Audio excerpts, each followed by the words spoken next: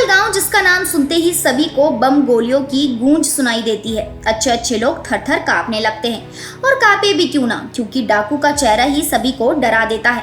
दोस्तों, ये डाकूवाद एक ऐसी चीज है जो आगे जाकर आतंकवाद का रूप ले लेती है। लेकिन आज कहानी इन सब चीजों को लेकर नहीं है। आज की कहानी एक ऐसे डाकू की है जिसके पोते ने यूपीएससी क्लियर करके चंबल का नाम रोशन कर दिया है। अब वहाँ बंदूक की जगह किताबें चल रही हैं, गोलियों की जगह कलमों का असर बढ़ रहा है। उसी चंबल की मिट्टी से निकला एक ऐसा नौजवान जिसने साबित कर दिया है कि अगर इरादे बुलंद हों तो खानदानी डर, पिछला कल और चारों तरफ फैला डर कुछ भी इंसान को आगे बढ़ने से नहीं रोक सकता। ये कहानी है देव प्रभाकर तोमर की।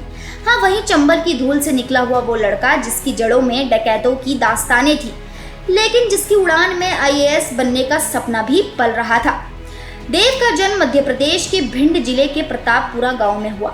ये इलाका कभी बीहड़ों और डकैतों की वजह से प्रसिद्ध हुआ करता था। यहाँ का माहौल ही कुछ ऐसा था कि लोग अंधेरे में बाहर निकलने से डरते थे।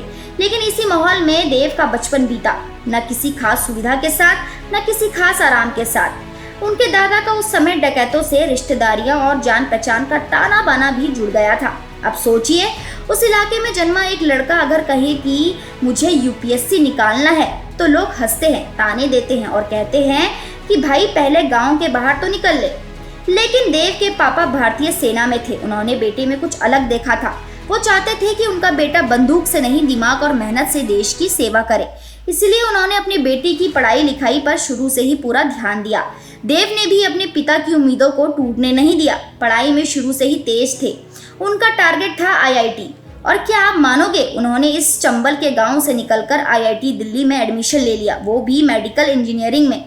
आईआईटी पहुंचना अपने आप में एक बड़ी बात थी दोस्तों, लेकिन देव के लिए ये सिर्फ शुरुआत थी।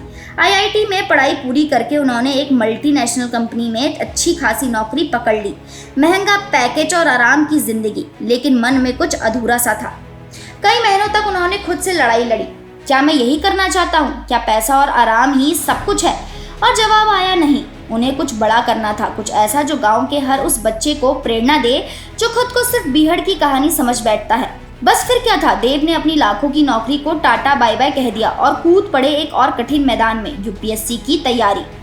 अब यहाँ से कहानी और भी दिलचस्प हो जाती है दोस्तों। उन्होंने दिल्ली में ही रहकर सेल्फ स्टडी शुरू की। कोई कोचिंग नहीं, कोई गाइडेंस नहीं। दिन के 10-12 घंटे सिर्फ किताबों और नोट्स में डूबे रहते। सोशल मीडिया, पार्टी, मौज मस्ती सब कुछ पीछे छोड़ दिया। और इस मेहनत का नतीजा ये हुआ कि 2016 में पहली बार में ही यूपीएससी निकाल लिया।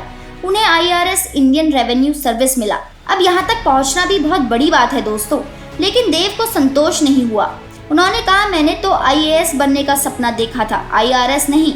अब सोचिए, जिसने एक बार इतनी मेहनत करके सरकारी नौकरी ले ली हो, वो दोबारा से वही मेहनत करने को तैयार हो जाए। ये तभी होता है जब जुनून हो, जिद हो और अपने गांव के बच्चों को जवाब देना हो। 2018 में उन्होंने दोबारा यूपीएससी दी और इस बार सीधे 284 रैंक के साथ बन गए आईएएस अफसर देव प्रभाकर तोमर। सोचिए उस गांव को, उस परिवार को जिनकी पहचान कभी डकैतों से होती थी, अब उसी परिवार से एक आईएएस अफसर निकला है। अब गांव के बच्चे कह रहे हैं कि हमें भी देव भैया जैसा बनना है। कभी जिस इलाके की पहचान अपराध से होती थी, आज वो इलाका देव के कारण प्रेरणा का केंद्र बन चुका है।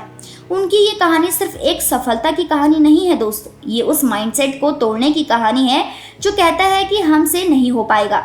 ये उस सोच के खिलाफ एक तमाचा है जो ये मानता है कि गरीब, पिछड़े, ये बीहड़ में पैदा हुए लोग कुछ बड़ा नहीं कर सकते।